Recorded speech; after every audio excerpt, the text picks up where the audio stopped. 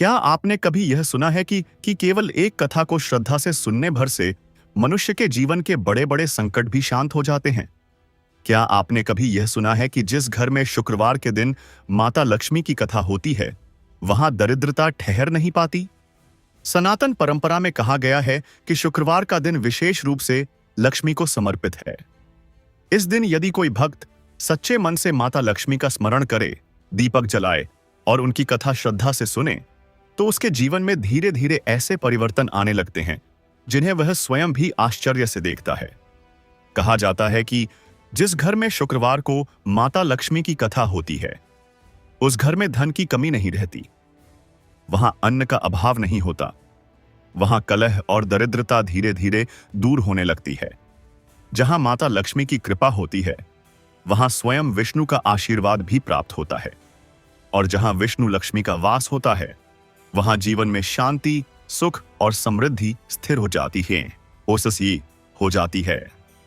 पुराने संत और ज्ञानीजन कहते थे, यदि कोई व्यक्ति जीवन में बार बार कठिनाइयों का सामना कर रहा हो, घर में धन रुकता न हो, कार्य बनते बनते बिगड़ जाते हो, या परिवार में चिंता और अशांति बनी रहती हो, तो उसे शुक्रवार के दिन माता लक्ष्मी की कथा अवश्य सुननी चाहिए। यह भी कहा जाता है कि जो व्यक्ति श्रद्धा से इस कथा को सुनता है, उसके जीवन से संकटों का भार हल्का होने लगता है, उसके घर में सुख का दीपक जलने लगता है और माता लक्ष्मी की कृपा से उसके जीवन में धीरे धीरे समृद्धि का मार्ग खुलने लगता है। परंतु एक बात सदैव स्मरण रखनी चाहिए, माता लक्ष्मी वहां स्थिर रहती हैं जहां स्वच्छता, दया, सत्य और भक्ति का वास होता है। जहां मन में अहंकार, छल या लोभ अधिक होता है, वहां उनका ठहरना कठिन हो जाता है। इसी सत्य को प्रकट करने के लिए प्राचीन समय में एक ऐसी घटना घटी थी जिसमें एक साधारण भक्त की सच्ची श्रद्धा से प्रसन्न होकर माता लक्ष्मी ने उसके जीवन को ही नहीं बल्कि पूरे नगर के भाग्य को बदल दिया। आज वही पवित्र और प्राचीन कथा आप सुनने जा रहे हैं। यह कथा केवल धन की नहीं, बल्कि भक्ति, विश्वास और माता लक्ष्मी की अनंत कृपा की कथा है। अब श्रद्धा से माता लक्ष्मी का स्मरण करें और कथा का आरंभ करें। जय माता लक्ष्मी। भाग 1। बहुत प्राचीन समय की बात है, जब धरती पर धर्म और सादगी का जीवन अधिक था, तब एक छोटे से ग्राम में एक साधारण मनुष्य रहता था। उसका नाम धनधर था। वह स्वभाव से अत्यंत सरल, दयालु और धर्मप्रिय था, परंतु भाग्य की विडंबना ऐसी थी कि उसके घर में अत्यंत दरिद्रता थी। उसका घर मिट्टी का छोटा सा था, छत पर घास फूस लगी थी। वर्षा के समय कई स्थानों से जल टपकता था। घर में रखने योग्य कोई विशेष वस्तु भी नहीं थी। कभी कभी तो ऐसा समय आ जाता कि 2 समय का अन्न जुटाना भी कठिन हो जाता। धनधर की पत्नी भी बहुत सहनशील और धर्मनिष्ठ स्त्री थी। वह सदैव अपने पति को धैर्य बंधाती और कहती, धैर्य रखो, ईश्वर सब देख रहा है। एक दिन अवश्य ऐसा आएगा जब हमारे जीवन के दुख दूर होंगे। धनधर दिन भर परिश्रम करता, कभी किसी के खेत में काम करता, कभी लकड़ी काट कर लाता, तो कभी नगर जाकर छोटी मोटी मजदूरी कर लेता। परंतु जितना भी परिश्रम करता, उससे केवल उस दिन का गुजारा ही हो पाता। फिर भी उसके मन में एक बात स्थिर थी, वह प्रतिदिन ईश्वर का स्मरण अवश्य करता। प्रातःकाल उठकर वह अपने छोटे से आंगन को साफ करता, जल छिड़कता और मन ही मन माता लक्ष्मी तथा भगवान विष्णु का नाम लेता। एक दिन की बात है, वह अत्यंत थका हुआ संध्या समय घर लौट रहा था। पूरे दिन उसने परिश्रम किया था, परंतु उस दिन भी उसे बहुत कम मजदूरी मिली। उसके मन में चिंता थी कि घर जाकर पत्नी को क्या कहेगा। जब वह अपने घर के पास पहुंचा तो उसने देखा कि द्वार के समीप एक वृद्धा बैठी हुई है। वह अत्यंत शांत दिखाई देती थी। उसके मुख पर एक अद्भुत तेज था, परंतु वस्त्र बहुत साधारण थे। धनधर ने पास जाकर विनम्र स्वर में कहा, माता, आप यहां क्यों बैठी हैं? क्या आपको किसी सहायता की आवश्यकता है? वृद्धा ने धीरे से कहा, पुत्र, मैं बहुत दूर से चलकर आई हूं, थोड़ी देर विश्राम करना चाहती थी, इसलिए यहां बैठ गई। धनधर ने तुरंत कहा, माता, आप हमारे घर के भीतर आइए। हमारा घर भले ही छोटा है, परंतु अतिथि के लिए सदैव स्थान है। वह वृद्धा धीरे धीरे उठी और उसके साथ भीतर आ गई। धनधर की पत्नी ने जैसे ही वृद्धा को देखा, तुरंत आदरपूर्वक उनके लिए आसन बिछाया और जल लाकर दिया। घर में उस समय केवल थोड़ा सा अन्न था जो उन्होंने अगले दिन के लिए बचा कर रखा था, परंतु फिर भी पत्नी ने बिना किसी संकोच के वही अन्न पकाया और वृद्धा को प्रेम से भोजन कराया। वृद्धा ने भोजन किया और बहुत प्रसन्न होकर बोली, तुम दोनों बहुत उदार और पवित्र हृदय के हो, परंतु तुम्हारे घर में इतना अभाव क्यों है? धनधर ने विनम्रता से उत्तर दिया, माता, ऐसा यह सब हमारे भाग्य का खेल है। हम परिश्रम करते हैं, ईश्वर का नाम लेते हैं, परंतु अभी तक हमारे जीवन में सुख नहीं आया। वृद्धा कुछ देर मौन रही, फिर मुस्कुराकर बोली, यदि तुम सचमुच अपने जीवन से दरिद्रता और संकटों को दूर करना चाहते हो तो एक उपाय है। धनधर और उसकी पत्नी दोनों ध्यान से सुनने लगे। वृद्धा बोली, हर शुक्रवार के दिन प्रातःकाल उठकर अपने घर को स्वच्छ करो। संध्या समय दीपक जलाकर श्रद्धा से माता लक्ष्मी का स्मरण करो और उनकी कथा सुनो। जो व्यक्ति सच्चे मन से ऐसा करता है उसके जीवन में धीरे धीरे समृद्धि आने लगती है। यह सुनकर धनधर के मन में आशा की एक किरण जाग उठी। उसने हाथ जोड़कर कहा, माता, यदि ऐसा करने से हमारे जीवन में सुख आएगा तो हम अवश्य ऐसा करेंगे। वृद्धा ने आशीर्वाद देते हुए कहा, स्मरण रखना, माता लक्ष्मी वहां निवास करती हैं जहां स्वच्छता, दया और संतोष होता है। इतना कहकर वह वृद्धा उठी और धीरे धीरे बाहर चली गई। धनधर और उसकी पत्नी कुछ देर तक सोचते रहे कि वह साधारण वृद्धा नहीं थी। उसके वचनों में कुछ दिव्य शक्ति थी। उस दिन से दोनों ने निश्चय किया कि वे हर शुक्रवार को माता लक्ष्मी का व्रत और कथा अवश्य करेंगे। उन्हें यह नहीं पता था कि उसी निर्णय से उनके जीवन की दिशा बदलने वाली है और यहीं से आरंभ होती है वह अद्भुत घटना जिसने एक साधारण मनुष्य के जीवन को ही नहीं बल्कि पूरे ग्राम के भाग्य को बदल दिया। भाग 1 समाप्त। भाग 2। धनधर और उसकी पत्नी ने उस दिन से निश्चय कर लिया कि वे प्रत्येक शुक्रवार को श्रद्धा और विश्वास के साथ माता लक्ष्मी का स्मरण करेंगे और उनकी कथा सुनेंगे। रात्रि बांटमी से बीत गई और प्रातःकाल का समय आया। उस दिन संयोग से शुक्रवार ही था। धनधर की पत्नी प्रातःकाल ही उठ गई। उसने सबसे पहले अपने छोटे से आंगन को साफ किया, फिर घर में जल छिड़ककर पवित्र किया। घर बहुत साधारण था, परंतु उसने उसे पूरी श्रद्धा से सजाया। एक कोने में मिट्टी का छोटा सा दीपक रखा और पास में कुछ पुष्प रख दिए।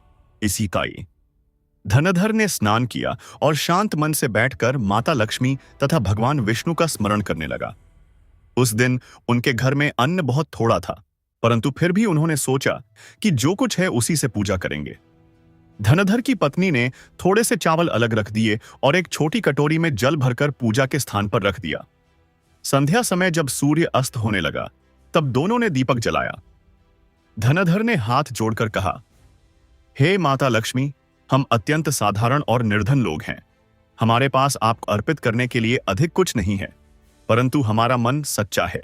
यदि हमारी भक्ति आपको स्वीकार हो तो हमारे जीवन के दुख दूर करें। यह कहकर दोनों ने श्रद्धा से माता लक्ष्मी की कथा सुननी आरंभ की। पूजा और कथा समाप्त होने के बाद उन्होंने वही थोड़ा सा अन्न खाया जो घर में था, परंतु उस दिन उनके मन में एक अलग ही शांति थी। समय धीरे धीरे बीतने लगा। अगले दिन धनधर नगर गया। उसे लगा कि आज भी पहले जैसा ही दिन होगा, परंतु उस दिन कुछ अलग हुआ। जिस व्यापारी के यहां वह मजदूरी करता था, उसने अचानक कहा, धनधर, आज मुझे अधिक काम है। यदि तुम चाहो तो आज का पूरा दिन यहीं काम कर लो, मैं तुम्हें पहले से अधिक मजदूरी दूंगा। धनधर ने प्रसन्न होकर काम स्वीकार कर लिया। उस दिन उसे सामान्य दिनों से दुगुनी मजदूरी मिली। जब वह घर लौटा और यह बात अपनी पत्नी को बताई तो दोनों को उस वृद्धा की बात स्मरण आ गई। पत्नी बोली, यह माता लक्ष्मी की कृपा का संकेत है, हमें अपना विश्वास बनाए रखना चाहिए। उसके बाद उन्होंने दूसरे शुक्रवार को भी उसी प्रकार घर को साफ किया, दीपक जलाया और श्रद्धा से कथा सुनी। धीरे धीरे उनके जीवन में छोटे छोटे परिवर्तन होने लगे। धनधर को काम पहले से अधिक मिलने लगा। कभी किसी ने उसे अतिरिक्त अन्न दे दिया तो कभी किसी ने पुराने वस्त्र दे दिए। कुछ ही समय में उनके घर में पहले से अधिक अन्न आने लगा। परंतु एक बात विशेष थी, धनधर और उसकी पत्नी का मन पहले जैसा ही विनम्र और संतोषी रहा। उन्होंने कभी भी अपने भाग्य पर गर्व नहीं किया। ग्राम के कुछ लोग यह सब देखकर आश्चर्य करने लगे। वे आपस में कहने लगे, कुछ समय पहले तक धनधर के घर में अन्न का दाना भी नहीं होता था और अब उसके घर में धीरे धीरे समृद्धि आने लगी है। इसका कारण क्या है? एक दिन गांव की एक स्त्री धनधर की पत्नी से मिलने आई। उसने देखा कि संध्या के समय वह दीपक जलाकर माता लक्ष्मी का स्मरण कर रही है। उसने पूछा, बहन, तुम प्रतिदिन ऐसा क्यों करती हो? धनधर की पत्नी ने उसे उस वृद्धा की बात और शुक्रवार की कथा के बारे में बताया। यह सुनकर वह स्त्री भी प्रभावित हो गई। उसने कहा, यदि इससे जीवन में सुख आता है तो मैं भी यह व्रत करूंगी। धीरे धीरे यह बात पूरे ग्राम में फैलने लगी। परंतु जहां भक्ति का प्रकाश फैलता है वहां कभी कभी कुछ लोगों के मन में ईर्ष्या भी उत्पन्न हो जाती है। ग्राम में एक धनी व्यापारी रहता था। उसका नाम भैरवदास था।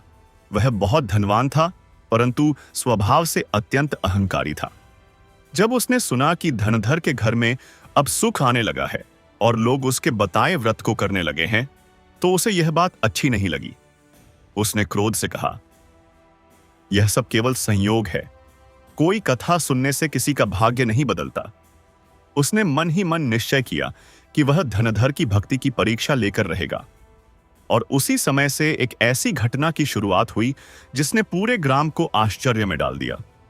भाग 2 समाप्त। भाग 3। ग्राम में धनधर की कथा और उसके घर में आने वाली सुख समृद्धि की चर्चा धीरे धीरे फैलने लगी। लोग आपस में कहते, धनधर पहले अत्यंत निर्धन था, पर अब उसके घर में अन्न की कमी नहीं रही। अवश्य ही उसकी भक्ति में कोई विशेष शक्ति है। कुछ लोग उसके घर आकर पूछते कि वह ऐसा क्या करता है जिससे उसके जीवन में परिवर्तन आया। तब धनधर विनम्र स्वर में केवल इतना ही कहता, मैं तो केवल प्रत्येक शुक्रवार के दिन माता लक्ष्मी का स्मरण करता हूं और उनकी कथा श्रद्धा से सुनता हूं। जो कुछ भी हुआ है वह उनकी कृपा से हुआ है। परंतु ग्राम में रहने वाला धनी व्यापारी भैरवदास यह सब सुनकर भीतर ही भीतर जलने लगा। उसके पास बहुत धन था, बड़ा घर था, परंतु उसके मन में शांति नहीं थी। एक दिन उसने अपने कुछ साथियों से कहा, यह सब केवल लोगों का भ्रम है। कथा सुनने से किसी का भाग्य नहीं बदलता। मैं देखता हूं कि धनधर की भक्ति में कितना सत्य है। उसने मन ही मन एक योजना बनाई। अगले दिन वह धनधर के घर गया। उस समय धनधर अपने आंगन में बैठा कुछ लकड़ियां बांध रहा था। भैरवदास ने कठोर स्वर में कहा, धनधर, मैंने सुना है कि तुम हर शुक्रवार को कोई कथा सुनते हो और कहते हो कि इससे तुम्हारे घर में सुख आया है। क्या यह सच है? धनधर ने शांत भाव से उत्तर दिया, मैं केवल माता लक्ष्मी का स्मरण करता हूं। यदि उनकी कृपा से हमारे जीवन में थोड़ा सुख आया है तो यह उनका आशीर्वाद है। भैरवदास ने व्यंग्य से हंसते हुए कहा, यदि तुम्हारी भक्ति इतनी ही सच्ची है तो मैं तुम्हारी परीक्षा लेना चाहता हूं। धनधर ने विनम्रता से कहा, मैं तो एक साधारण मनुष्य हूं, मेरी कोई परीक्षा लेने योग्य बात नहीं है। परंतु भैरवदास ने कहा, मैं तुम्हें एक थैली देता हूं जिसमें कुछ धन है। इसे अपने पास रखो और अगले शुक्रवार तक इसे किसी को मत देना। यदि तुम्हारी भक्ति सच्ची है तो यह धन सुरक्षित रहेगा, पर यदि तुम्हारा विश्वास केवल भ्रम है तो यह धन नष्ट हो जाएगा। यह कहकर उसने एक छोटी थैली धनधर को दे दी। धनधर ने वह थैली लेकर घर के भीतर रख दी। उसने सोचा, यह धन मेरा नहीं है, यह तो केवल किसी की परीक्षा है, मुझे इसका उपयोग नहीं करना चाहिए। उसने अपनी पत्नी को सारी बात बता दी। पत्नी ने भी कहा, हमें इस धन को उसी स्थान पर सुरक्षित रख देना चाहिए और जैसे हम हर शुक्रवार को अकुशवाह करते हैं वैसे ही पूजा और कथा करते रहना चाहिए। समय बीतता गया और शुक्रवार का दिन आ पहुंचा। उस दिन धनधर और उसकी पत्नी ने पहले की तरह ही घर को साफ किया, दीपक जलाया और श्रद्धा से माता लक्ष्मी की कथा सुनने लगे। पूजा समाप्त होने के बाद धनधर ने मन ही मन प्रार्थना की, हे माता, यह धन हमारा नहीं है, हम केवल आपकी भक्ति करना जानते हैं। यदि हमारी भक्ति सच्ची है तो हमारी लाज अवश्य रखना।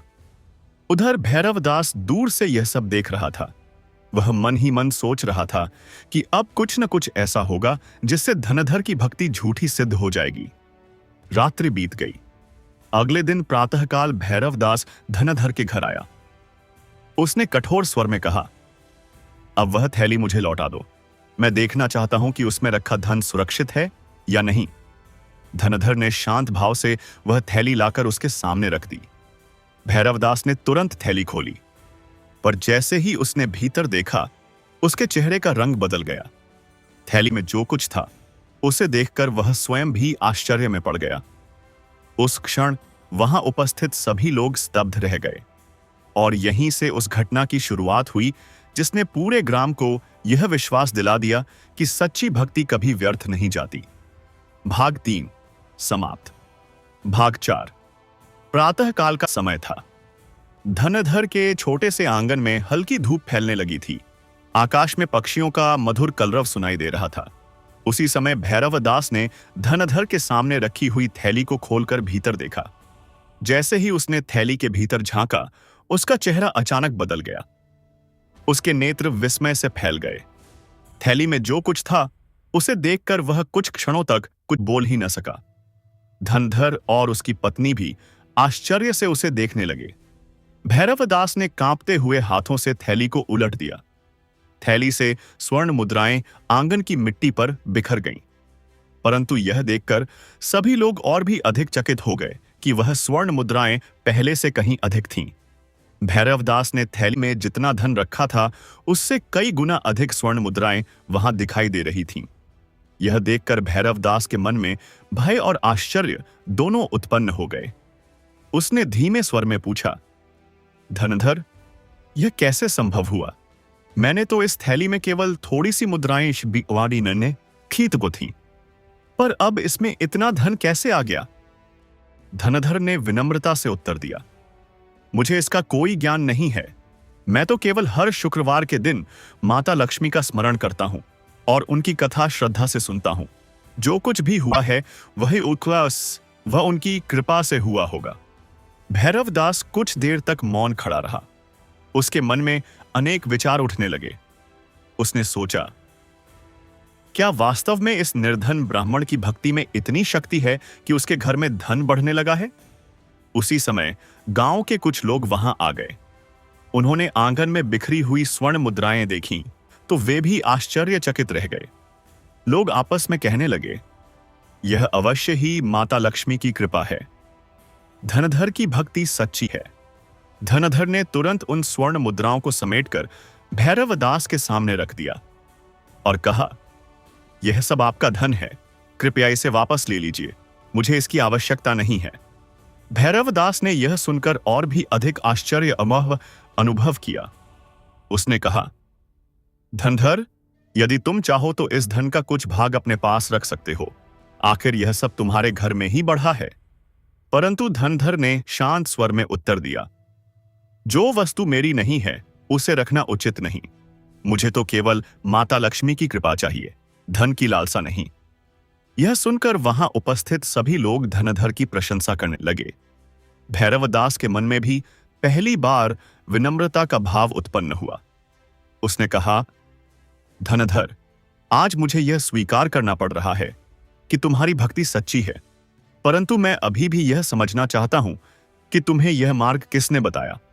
धनधर ने उस वृद्धा के बारे में बताया जो एक दिन उसके घर आई थी और जिसने उसे शुक्रवार को माता लक्ष्मी की कथा सुनने का मार्ग बताया था।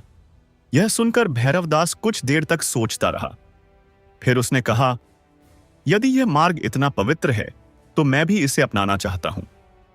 क्या मैं भी शुक्रवार के दिन यह कथा सुन सकता हूं? धनधर ने विनम्रता से कहा, भक्ति का मार्ग सभी के लिए खुला है। जो भी सच्चे मन से माता लक्ष्मी का स्मरण करता है उसे उनका आशीर्वाद अवश्य मिलता है। उस दिन के बाद भैरवदास के मन में एक परिवर्तन आने लगा। वह पहले की तरह अहंकारी नहीं रहा।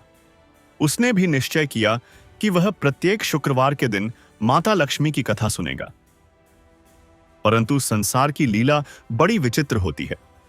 कभी कभी मनुष्य के जीवन में ऐसे कठिन समय भी आते हैं जो उसकी भक्ति की वास्तविक परीक्षा लेते हैं। कुछ ही दिनों बाद धनधर के जीवन में भी एक ऐसी घटना घटी जिसने उसके धैर्य और विश्वास दोनों को परख लिया। एक दिन अचानक आकाश में काले बादल छा गए। तेज वर्षा होने लगी और नदी का जल बहुत बढ़ गया। ग्राम के अनेक घरों में जल भरने लगा। धनधर का छोटा सा घर भी इस विपत्ति से बच न सका। उसके घर की दीवारों में दरारें पड़ने लगीं और धीरे धीरे उसका घर गिरने की स्थिति में आ गया। ग्राम के लोग यह देखकर कहने लगे, धनधर इतना भक्त है, फिर भी उसके घर पर यह संकट क्यों आया? परंतु धनधर के मन में किसी प्रकार का भय नहीं था। वह शांत भाव से बैठकर माता लक्ष्मी और भगवान विष्णु का स्मरण करने लगा। उसने अपनी पत्नी से कहा, जो कुछ होता है वह ईश्वर की इच्छा से होता है। यदि यह भी उनकी परीक्षा है तो हमें धैर्य रखना चाहिए। रात्रि गहरी होने लगी। वर्षा और भी तेज हो गई और उसी रात्रि एक ऐसी अद्भुत घटना घटी जिसने धनधर के जीवन को सदा के लिए बदल दिया। भाग 4 समाप्त। भाग 5। रात्रि का समय था। आकाश में काले बादल घिर आए थे। तेज वर्षा हो रही थी और बिजली की चमक से समस्त ग्राम भयभीत हो उठा था। नदी का जल बढ़कर गांव की ओर बढ़ने लगा था। अनेक घरों में पानी भर गया था और लोग अपने परिवारों को लेकर ऊंचे स्थानों की ओर जा रहे थे। धनधर का छोटा सा घर भी इस विपत्ति से अछूता न रहा। कच्ची दीवारें वर्षा के कारण भीग चुकी थीं और ऐसा प्रतीत हो रहा था मानो किसी भी क्षण वे गिर पड़ेंगी। धनधर की पत्नी ने चिंतित होकर कहा, स्वामी, वर्षा बहुत प्रचंड हो गई है। यदि यह इसी प्रकार चलती रही तो हमारा घर टिक नहीं पाएगा। धनधर ने शांत स्वर में उत्तर दिया, भय मत करो। जो कुछ होता है वह ईश्वर की इच्छा से होता है। हम केवल उनका स्मरण करें। इतना कहकर वह अमे में अपने छोटे से पूजा स्थान के सामने बैठ गया और भगवान विष्णु तथा माता लक्ष्मी का ध्यान करने लगा। वर्षा की ध्वनि के बीच उसका स्वर धीरे धीरे गूंजने लगा। वह श्रद्धा से प्रार्थना कर रहा था, हे जगत के पालनकर्ता, यदि हमारी भक्ति सच्ची है तो हमें धैर्य और साहस प्रदान कीजिए। हम आपके आश्रित हैं। समय बीतता गया। रात्रि और भी गहरी हो गई। ग्राम के अधिकांश लोग अपने घर छोड़कर सुरक्षित स्थानों की ओर जा चुके थे, पर धनधर अपने घर में ही बैठा रहा। उसके मन में भय की जगह विश्वास था। अचानक आधी रात के समय वर्षा कुछ क्षणों के लिए थम गई। उसी समय धनधर को ऐसा प्रतीत हुआ मानो उसके द्वार पर कोई खड़ा है। उसने उठकर द्वार खोला। द्वार के बाहर एक तेजस्विनी स्त्री खड़ी थी। उसके मुख पर अद्भुत तेज था और उसके वस्त्र वर्षा के जल से भीगे हुए थे। उस स्त्री ने मधुर स्वर में कहा, वत्स, क्या मुझे इस रात्रि से नए पास आयस कुछ समय के लिए अपने घर में आश्रय मिल सकता है? धनधर ने तुरंत विनम्रता से कहा, यह घर आपका ही है, आप भीतर पधारिए। उस स्त्री को भीतर बैठाकर धनधर ने उसे जल और थोड़ा अन्न दिया। वह स्त्री शांत भाव से बैठी रही और धनधर को ध्यान से देखती रही। कुछ समय बाद उसने पूछा, वत्स, जब समस्त ग्राम इस विपत्ति से भयभीत है तब तुम इतने शांत कैसे हो?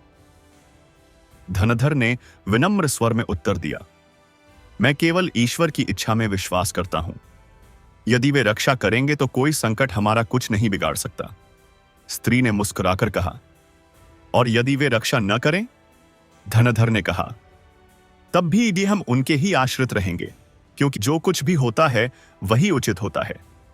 यह सुनकर उस स्त्री के मुख पर प्रसन्नता का भाव प्रकट हुआ। कुछ क्षणों के लिए घर के भीतर गहरी शांति छा गई।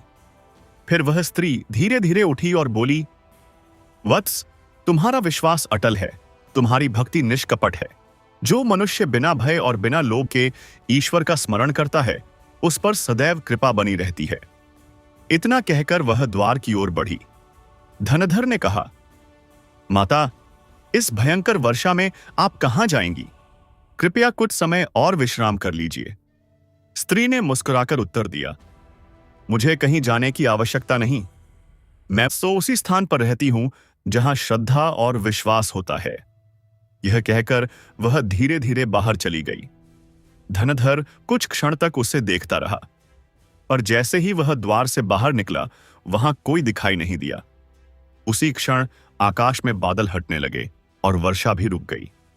प्रातःकाल जब ग्राम के लोग अपने घरों की स्थिति देखने लगे, तब उन्होंने एक आश्चर्यजनक दृश्य देखा। अनेक घर वर्षा के कारण क्षतिग्रस्त हो चुके थे, पर धनधर का छोटा सा घर बिल्कुल सुरक्षित था। लोग आपस में कहने लगे, यह अवश्य ही ईश्वर की कृपा है। इतनी प्रचंड वर्षा के बाद भी धनधर का घर सुरक्षित कैसे रह गया? धनधर स्वयं भी यह देखकर चकित था। उसे रात्रिस में आई उस तेजस्विनी स्त्री की बात स्मरण हो रही थी। उसके मन में यह भावना उत्पन्न हुई कि संभवतः वह कोई साधारण स्त्री नहीं थी। उस दिन शुक्रवार था। धनधर ने पहले की भांति घर को स्वच्छ किया, दीपक जलाया और माता लक्ष्मी की कथा सुनने लगा। कथा के अंत में उसने शांत मन से प्रार्थना की, हे माता, यदि कल रात्रिस को हमारे घर आई हुई वह स्त्री आपकी ही लीला थी, तो मैं आपका कृतज्ञ हूं। आपने हमारे विश्वास की रक्षा की। उसी क्षण उसके हृदय में एक अद्भुत शांति का अनुभव हुआ और उसी दिन से उसके जीवन में एक नया परिवर्तन आरंभ हुआ, जिसकी चर्चा पूरे प्रदेश में होने लगी। भाग 5 समाप्त। भाग 6 है भक्त देवराम की परीक्षा और विष्णु लक्ष्मी की अदृश्य कृपा।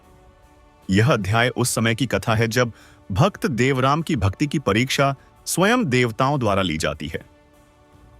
यह बताता है कि जब किसी भक्त का विश्वास अडिग होता है, तब ईश्वर भले ही अदृश्य रहें, पर उनकी कृपा हर क्षण उसके साथ रहती है। जो इस कथा को श्रद्धा से सुनता है, उसके जीवन के संकट धीरे धीरे दूर होने लगते हैं और उसके हृदय में धैर्य और विश्वास की ज्योति प्रज्वलित हुआ हो जाती है। कथा का प्रारंभ समय बीतता गया।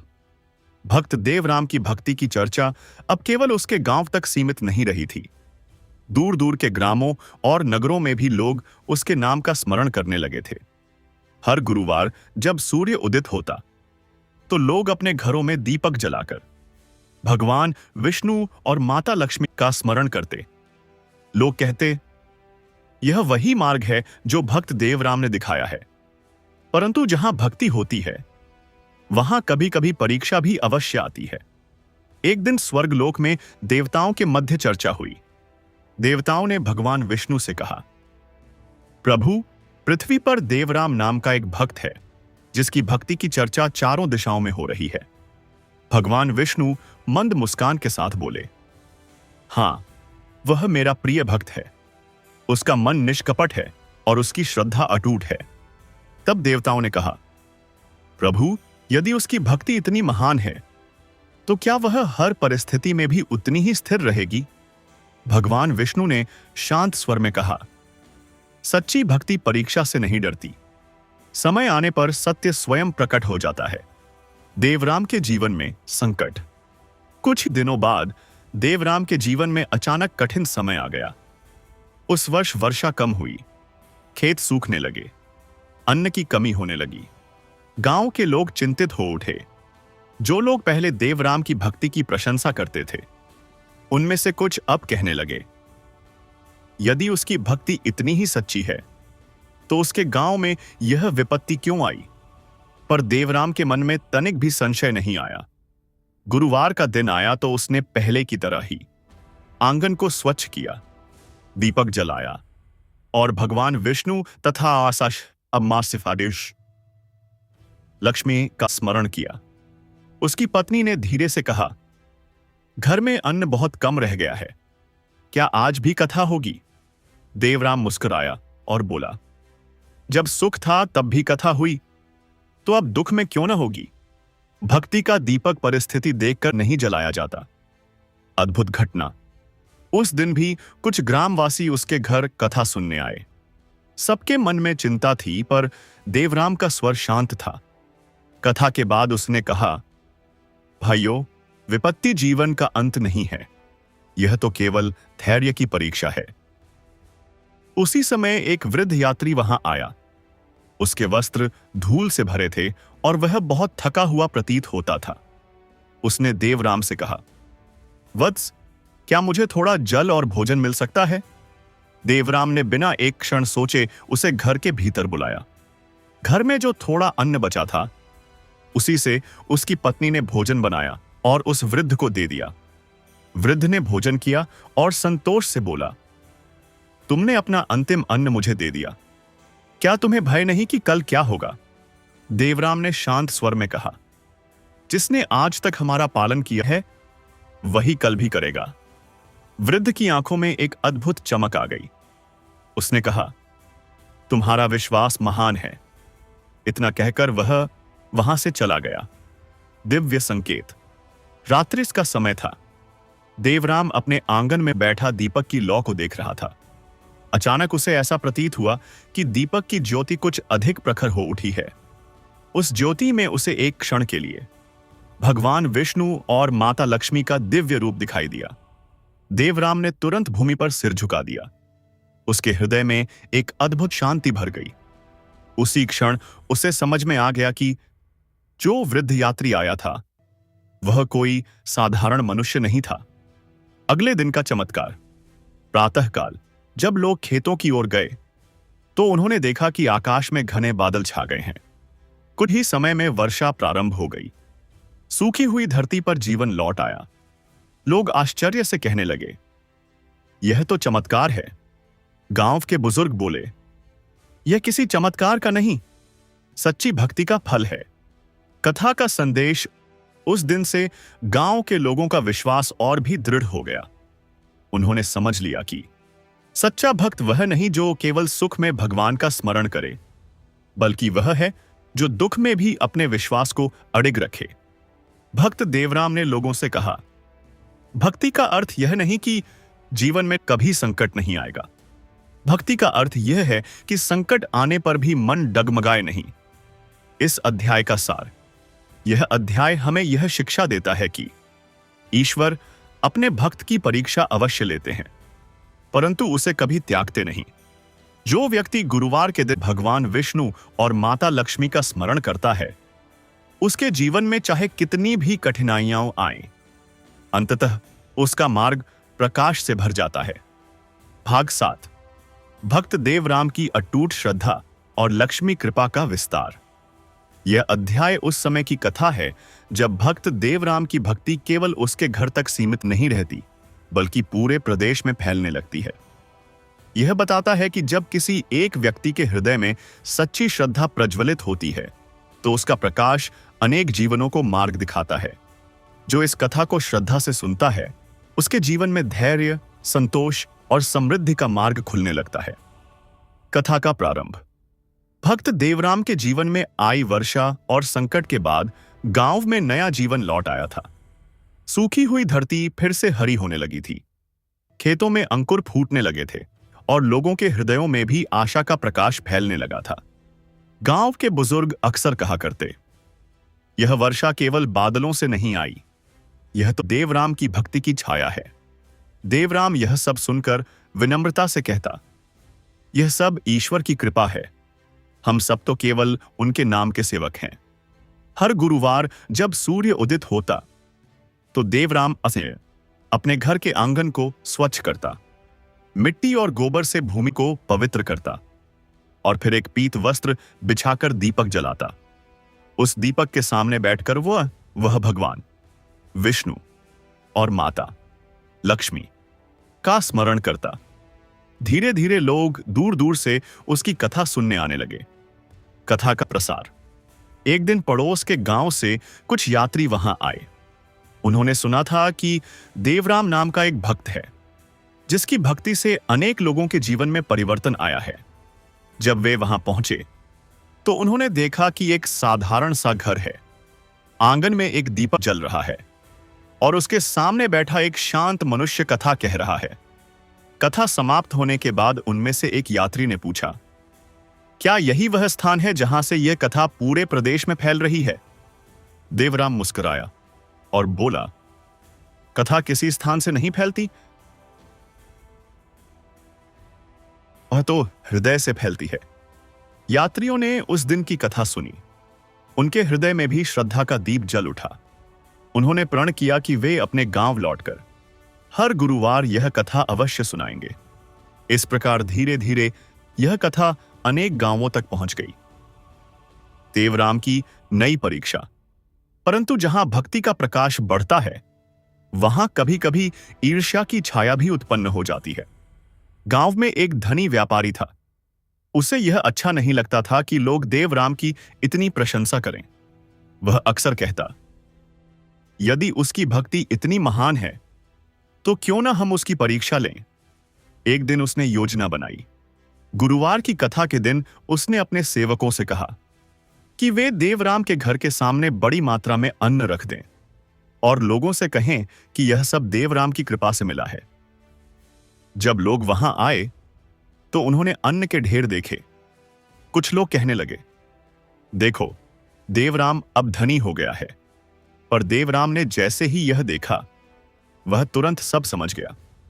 उसने शांत स्वर में कहा, यह अन्न मेरा नहीं है, यह तो ईश्वर का है। उसने तुरंत वह अन्न गांव के निर्धन लोगों में बांट दिया। लोग यह देखकर आश्चर्यचकित रह गए। व्यापारी का परिवर्तन। जब उस व्यापारी को यह समाचार मिला तो वह स्वयं वहां पहुंचा। उसने देखा कि देवराम स्वयं सबसे अंत में बैठा है और उसके पास खाने के लिए बहुत कम अन्न बचा है। व्यापारी का हृदय पिघल गया। उसने देवराम से कहा, मैंने तुम्हारी परीक्षा लेने के लिए यह सब किया था, पर आज मुझे समझ में आ गया कि सच्ची भक्ति कैसी होती है। देवराम ने मुस्कुराकर कहा, भाई, परीक्षा लेने से सत्य कम नहीं होता। सत्य तो वैसे ही चमकता है जैसे सूर्य। व्यापारी ने उसी क्षण प्रण किया कि वह भी हर गुरुवार भगवान विष्णु और माता लक्ष्मी का स्मरण करेगा। भक्ति का विस्तार। उस दिन के बाद गांव में एक नई परंपरा प्रारंभ हुई। हर गुरुवार लोग अपने घरों में दीपक जलाते, गरीबों को भोजन कराते और भगवान विष्णु तथा माता लक्ष्मी का स्मरण करते। लोग कहते, भक्ति केवल मंदिरों में नहीं, भक्ति तो सेवा में है। धीरे धीरे उस प्रदेश में समृद्धि बढ़ने लगी। खेतों में अन्न की भरपूर पैदावार होने लगी। व्यापार अच्छा चलने लगा। लोगों के घरों में शांति और संतोष का वातावरण रहने लगा। इस अध्याय का सार। यह अध्याय हमें यह सिखाता है कि जब किसी एक व्यक्ति का हृदय सच्ची भक्ति से भर जाता है तो उसका प्रभाव केवल उसके जीवन तक सीमित नहीं रहता। वह प्रकाश अनेक लोगों के जीवन को आलोकित कर देता है। जो भी श्रद्धा से भगवान विष्णु और माता लक्ष्मी का स्मरण करता है, उसके जीवन में धैर्य, संतोष और समृद्धि का मार्ग खुल जाता है। भाग 8। भक्त देवराम की महान परीक्षा और विष्णु लक्ष्मी की दिव्य रक्षा। यह अध्याय उस समय की कथा है जब भक्त देवराम की भक्ति की सबसे कठिन परीक्षा आती है। यह बताता है कि जब संसार का सहारा भी साथ छोड़ दे, तब भी सच्चा भक्त अपने ईश्वर का स्मरण नहीं छोड़ता। जो इस कथा को श्रद्धा से सुनता है, उसके जीवन के भय, संकट और दरिद्रता धीरे धीरे समाप्त होने लगते हैं और उसके हृदय में विश्वास की ज्योति स्थिर हो जाती है। कथा का प्रारंभ। समय के साथ भक्त देवराम की भक्ति का प्रकाश दूर दूर तक फैल चुका था। अब केवल उसके गांव ही नहीं, बल्कि अनेक प्रदेशों के लोग भी उसका नाम श्रद्धा से लेने लगे थे। हर गुरुवार जब संध्या का समय आता तो देवराम के घर के आंगन में दीपक जलता और उसी दीपक की ज्योति के सामने बैठकर लोग भगवान विष्णु और माता लक्ष्मी की कथा सुनते। कथा के बाद लोग अपने घरों को लौटते समय कहते, देवराम की वाणी में कोई साधारण शक्ति नहीं है, यह तो स्वयं भगवान की प्रेरणा है। देवराम यह सब सुनकर केवल मुस्कुरा देता और कहता, सारी महिमा भगवान की है, मनुष्य तो केवल उनका नाम लेने वाला है। एक अनहोनी की आहट। एक दिन प्रातःकाल जब देवराम अपने खेत की ओर जा रहा था तो उसने देखा कि गांव के लोग अत्यंत चिंतित दिखाई दे रहे हैं। कुछ ही समय में यह समाचार फैल गया कि पड़ोसी राज्य का एक अत्याचारी सेनापति अपने सैनिकों के साथ इस प्रदेश की ओर बढ़ रहा है। उसका स्वभाव अत्यंत कठोर था। जहां भी वह जाता, वहां से अन्न, बाय, धन और पशु सब छीन लेता। यह समाचार सुनकर पूरे गांव में भय का वातावरण फैल गया। लोग आपस में कहने लगे, अब क्या होगा? यदि वह सेनापति यहां आ गया तो हमारा सब कुछ नष्ट हो जाएगा। देवराम का विश्वास। जब यह बात देवराम तक पहुंची तो उसने शांत स्वर में कहा, भय मत करो। जिस ईश्वर ने हमें अब तक संभाला है वही आगे भी हमारी रक्षा करेगा। कुछ लोग बोले, परंतु यह तो मनुष्य की सेना है, उसके सामने हम क्या कर सकते हैं? देवराम ने उत्तर दिया, मनुष्य की शक्ति सीमित होती है पर ईश्वर की कृपा अनंत होती है। उस दिन भी गुरुवार था। गांव के लोग भय से व्याकुल थे, पर देवराम ने पहले की भांति आंगन में दीपक जलाया और कथा प्रारंभ की। सैनिकों का आगमन। संध्या ढलते ढलते सैनिकों का दल गांव के पास पहुंच गया। उनके घोड़ों की टापों से धरती कांप रही थी। लोग अपने घरों में छिप गए, पर देवराम के घर के आंगन में दीपक अब भी जल रहा था। सैनिकों के सेनापति ने यह दृश्य देखा तो आश्चर्यचकित हो गया। उसने अपने एक सैनिक से कहा, देखो, सब लोग भय से छिपे हुए हैं, पर यह व्यक्ति दीपक जलाकर बैठा है। जाकर पता लगाओ कि यह कौन है। सैनिक देवराम के पास पहुंचा और बोला, क्या तुम्हें पता नहीं कि हमारी सेना यहां आ चुकी है? देवराम ने शांत स्वर में कहा, हां, मुझे पता है, पर मैं अपने भगवान की कथा सुन रहा हूं। अद्भुत घटना। सैनिक ने यह बात अपने सेनापति को जाकर बताई। सेनापति स्वयं देवराम के घर के सामने आया। उसने देखा कि एक साधारण मनुष्य दीपक के सामने बैठा है और शांत भाव से कथा कह रहा है। सेनापति ने क्रोधित होकर कहा, क्या तुम्हें भय नहीं लगता? देवराम ने उत्तर दिया, जिसका रक्षक स्वयं भगवान हो उसे किसी से भय क्यों हो? यह सुनकर सेनापति कुछ क्षण के लिए मौन हो गया। उसी समय अचानक आकाश में बादल घिर आए। तेज हवा चलने लगी। सैनिकों के घोड़े घबराकर इधर उधर भागने लगे। सेनापति ने ऊपर देखा तो उसे ऐसा प्रतीत हुआ मानो आकाश में एक दिव्य प्रकाश चमक रहा है। उस प्रकाश में उसे भगवान विष्णु का चक्र और माता लक्ष्मी की स्वर्णिम आभा दिखाई दी। सेनापति भयभीत हो उठा। उसने तुरंत अपने सैनिकों को आदेश दिया, यह स्थान साधारण नहीं है, यहां से तुरंत लौट चलो। गांव की रक्षा। कुछ ही क्षणों में सैनिकों का दल वहां से चला गया। गांव के लोग जब अपने घरों से बाहर आए तो उन्हें विश्वास ही नहीं हुआ कि यह सब इतना शीघ्र समाप्त हो गया। सब लोग देवराम के घर के सामने एकत्र हो गए। एक वृद्ध ने कहा, आज हम सबने अपनी आंखों से देख लिया कि सच्ची भक्ति कैसी होती है। देवराम ने विनम्रता से कहा, यह मेरी नहीं, भगवान की कृपा है। इस अध्याय का सार। यह अध्याय हमें यह सिखाता है कि जब मनुष्य का विश्वास अडिग होता है तो ईश्वर स्वयं उसकी रक्षा करते हैं। जो व्यक्ति गुरुवार के दिन भगवान विष्णु और माता लक्ष्मी का स्मरण करता है और श्रद्धा से उनकी कथा सुनता है, उसके जीवन के संकट धीरे धीरे दूर हो जाते हैं और उसके मार्ग में ईश्वर की अदृश्य रक्षा बनी रहती है। भाग 9। भक्त देवराम को विष्णु लक्ष्मी के दिव्य संकेत और अंतिम रहस्य। यह अध्याय उस समय की कथा है जब भक्त देवराम की दीर्घ साधना और भक्ति अपने चरम पर पहुंचती है। यह वह समय है जब स्वयं भगवान अपने भक्त को संकेत देने लगते हैं कि उसकी तपस्या पूर्ण होने वाली है। यह अध्याय बताता है कि सच्चे भक्त को अंततः ईश्वर का साक्षात अनुभव अवश्य प्राप्त होता है। जो इस कथा को श्रद्धा से सुनता है उसके जीवन के अंधकार धीरे धीरे समाप्त होने लगते हैं और उसके मार्ग में दिव्य प्रकाश प्रकट होता है। कथा का प्रारंभ। सैनिकों के चले जाने के बाद पूरे प्रदेश में भक्त देवराम की भक्ति की चर्चा और भी अधिक फैल गई। लोग कहते थे, जिस स्थान पर भगवान का नाम लिया जाता है वहां स्वयं भगवान की रक्षा रहती है। अब प्रत्येक गुरुवार को देवराम के घर के आंगन में इतना बड़ा समूह एकत्र होने लगा कि कभी कभी आंगन छोटा पड़ जाता था। दीपक की ज्योति शांत और स्थिर जलती रहती और उसी प्रकाश के सामने बैठकर देवराम भगवान विष्णु और माता लक्ष्मी की कथा सुनाता। लोगों के हृदय में श्रद्धा का भाव इतना बढ़ गया था कि अब हर घर में गुरुवार को दीपक जलाया जाने लगा। देवराम का आंतरिक परिवर्तन। परंतु इस समय देवराम के हृदय में एक नया भाव उत्पन्न होने लगा था। वह जब भी भगवान का नाम लेता तो उसके मन में एक अद्भुत शांति और प्रकाश का अनुभव होता।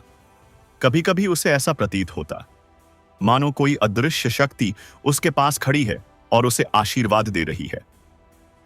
एक रात जब वह ध्यान में बैठा था तो उसे लगा कि उसके सामने दीपक की लौ असामान्य रूप से प्रज्वलित हो उठी है। उस लौ से स्वर्णिम आभा निकल रही थी। देवराम ने आंखें बंद कर लीं और मन ही मन भगवान का स्मरण करने लगा। उसी समय उसे ऐसा प्रतीत हुआ मानो किसी ने उसके सिर पर करुणा से भरा हाथ रख दिया हो। उसका हृदय आनंद से भर गया। दिव्य स्वप्न। उस रात जब देवराम सोया तो उसे एक अद्भुत स्वप्न दिखाई दिया। उसने देखा कि वह शिष्य शाल और शांत जलाशय के किनारे खड़ा है। आकाश में स्वर्णिम प्रकाश फैला हुआ है और चारों ओर कमल के पुष्प खिले हुए हैं। अचानक उस प्रकाश से दो दिव्य रूप प्रकट हुए। एक के हाथ में शंख, चक्र, गदा और पद्म थे और दूसरे के हाथों में कमल और स्वर्णिम आभा थी।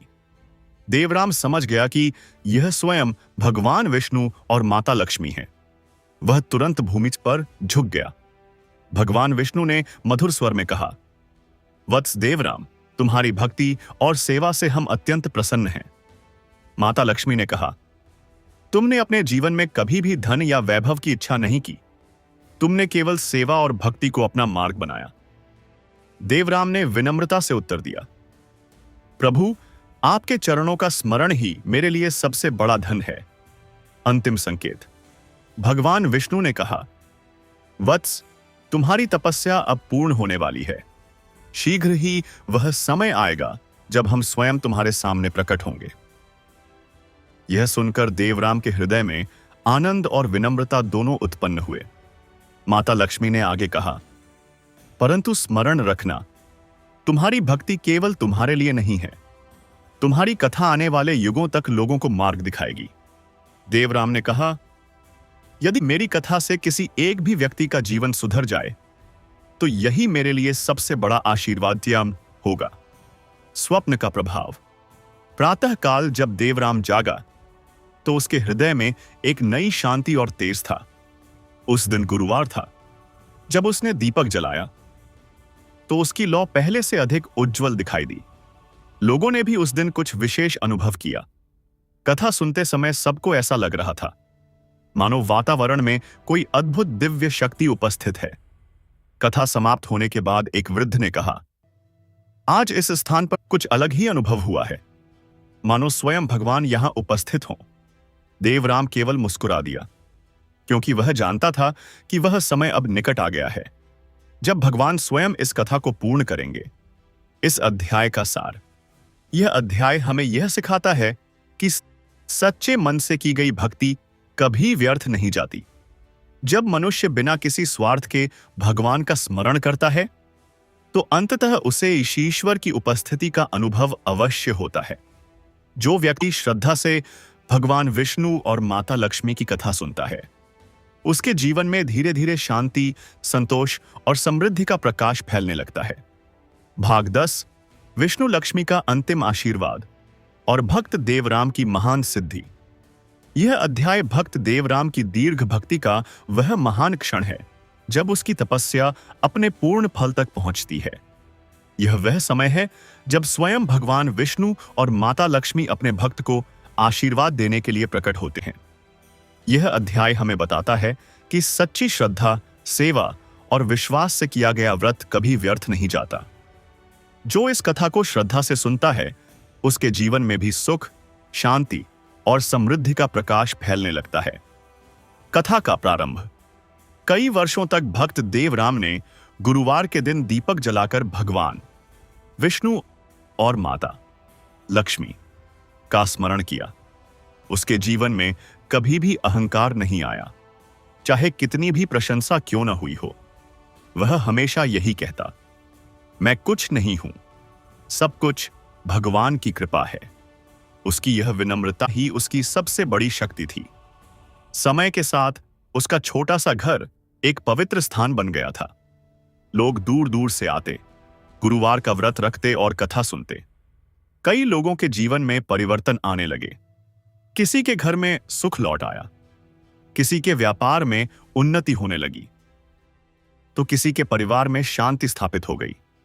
लोग कहते, यह सब भगवान की कृपा है जो देवराम की भक्ति से प्रसन्न होकर बरस रही है। वह पवित्र गुरुवार। एक दिन ऐसा आया जो देवराम के जीवन का सबसे पवित्र दिन बनने वाला था।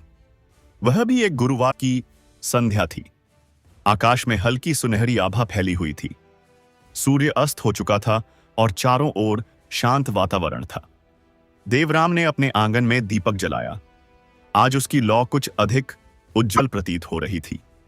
धीरे धीरे गांव के लोग वहां एकत्र होने लगे। सब लोग शांत होकर कथा सुनने बैठे। देवराम ने भगवान विष्णु का स्मरण करते हुए कथा प्रारंभ की। जैसे जैसे कथा आगे बढ़ती गई, वैसे वैसे वातावरण में एक अद्भुत दिव्यता फैलने लगी।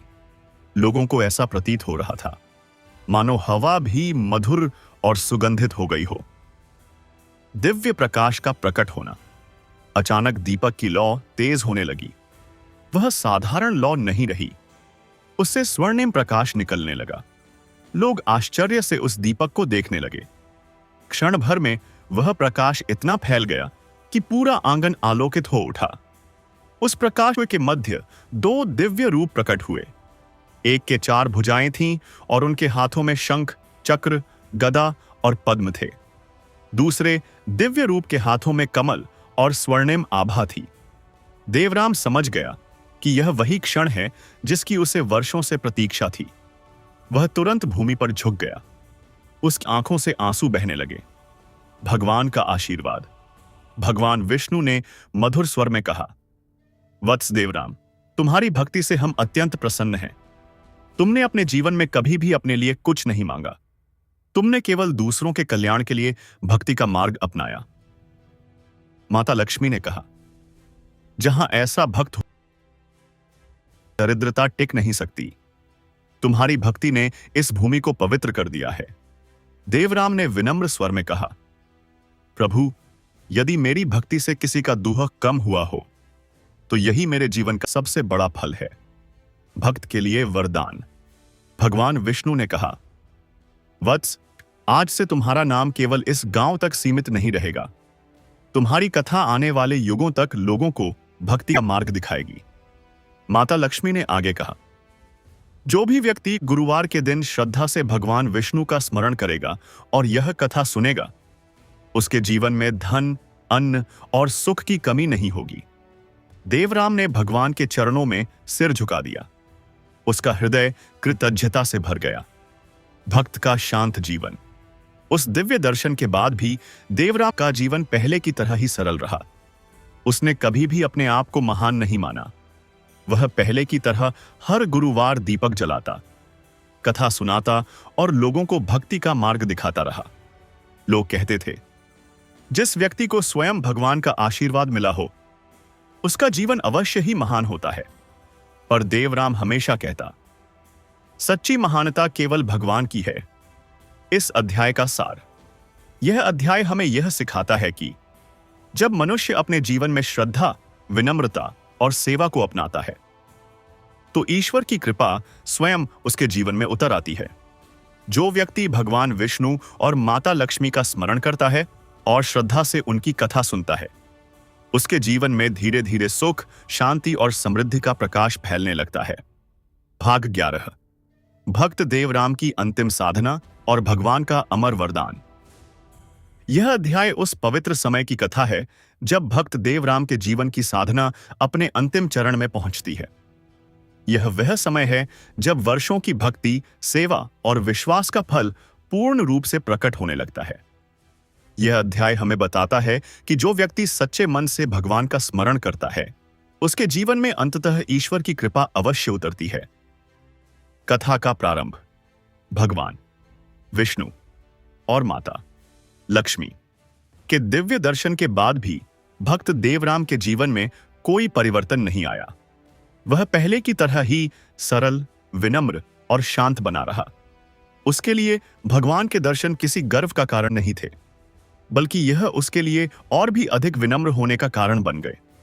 हर गुरुवार को वह पहले की तरह ही अपने छोटे से आंगन में दीपक जलाता और भगवान का स्मरण करता। धीरे धीरे यह स्थान एक तीर्थ के समान पवित्र माना जाने लगा। दूर दूर से लोग आने लगे।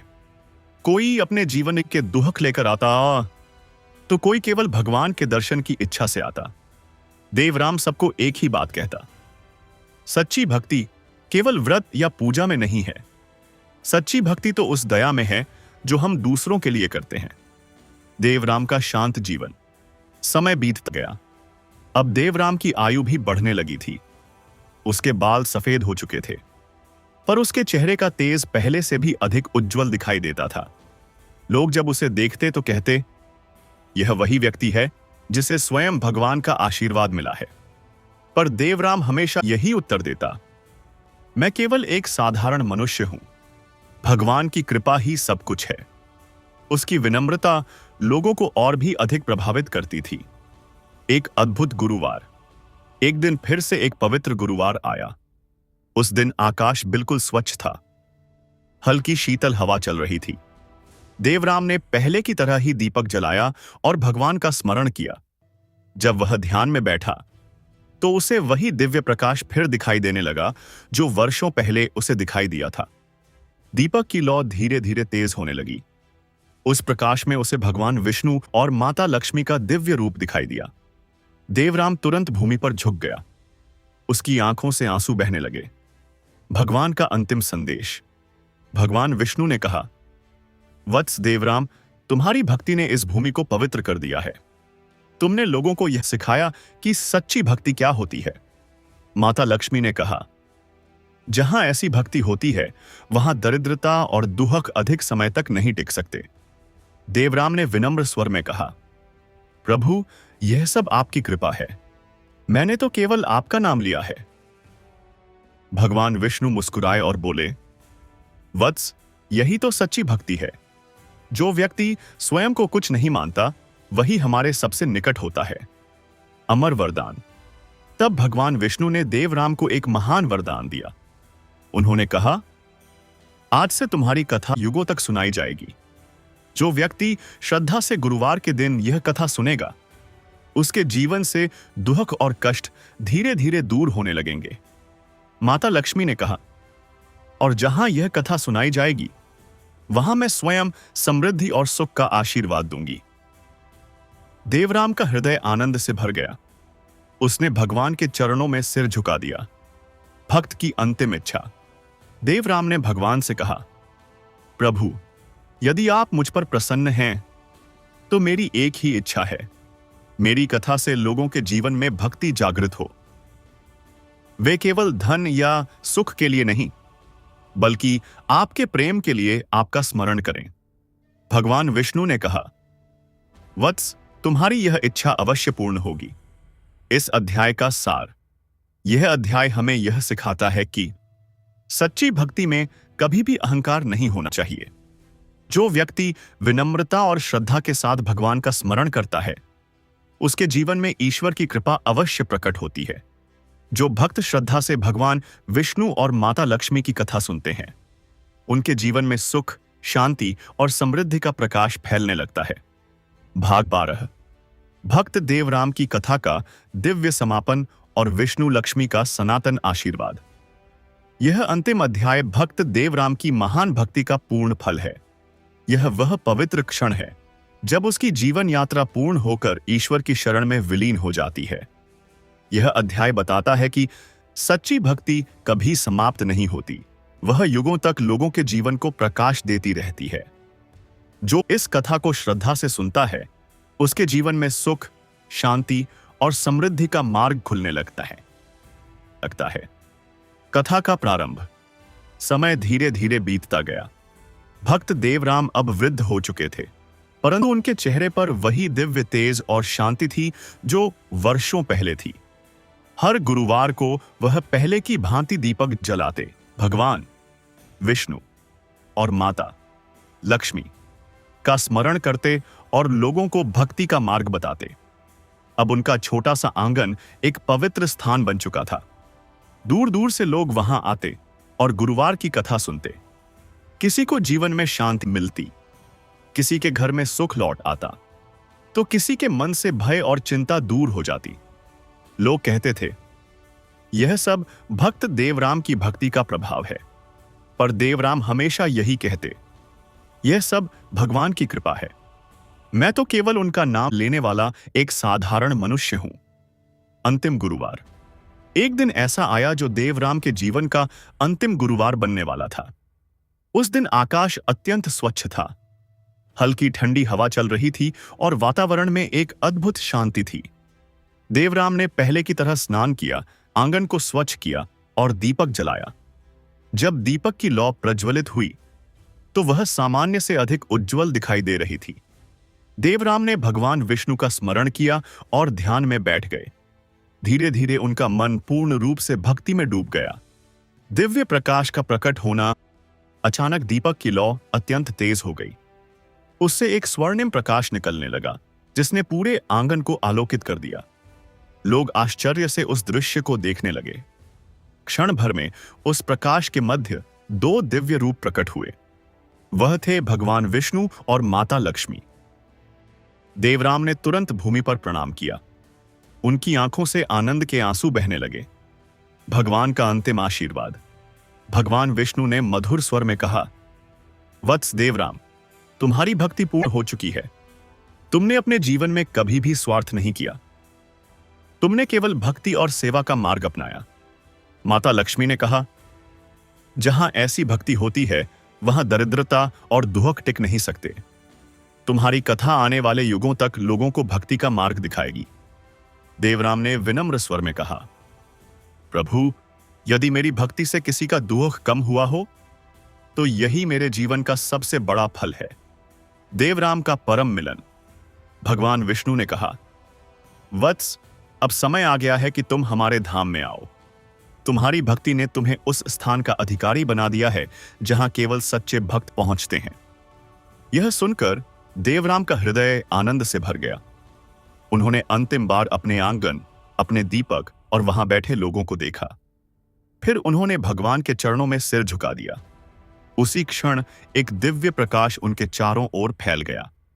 धीरे धीरे उनका शरीर उस प्रकाश में विलीन हो गया। लोगों ने देखा कि मानो उनकी आत्मा भगवान के साथ प्रकाश रूप में आकाश की ओर उठ गई। भक्ति की अमर ज्योति। उस दिन के बाद भी देवराम का दीपक बुझा नहीं। हर गुरुवार को लोग वहां दीप जलाते और भगवान विष्णु तथा माता लक्ष्मी की कथा सुनते। लोगों का विश्वास था कि जब भी कोई श्रद्धा से यह कथा सुनता है तो भक्त देवराम की आत्मा अदृश्य रूप से वहां उपस्थित रहती है। अंतिम संदेश। यह कथा हमें यह सिखाती है कि सच्ची भक्ति कभी व्यर्थ नहीं जाती। जो व्यक्ति श्रद्धा, सेवा, मज़ाई शामना और विनम्रता के साथ भगवान का स्मरण करता है, उसके जीवन में ईश्वर की कृपा अवश्य प्रकट होती है। जो व्यक्ति गुरुवार के दिन भगवान विष्णु और माता लक्ष्मी की कथा सुनता है, उसके जीवन में धीरे धीरे सुख, शांति और समृद्धि का प्रकाश फैलने लगता है। समापन स्तुति। जय श्री हरि, जय लक्ष्मी माता। भक्त देवराम की पावन गाथा। जिस घर में यह कथा सुनाई जाए वहां सुख शांति सदा बस जाए। गुरुवार का जो व्रत निभाए उसके जीवन से दुहक मिट जाए। अन्न, धन और मंगल बरसे। हर मन में भक्ति दीपक हंसे।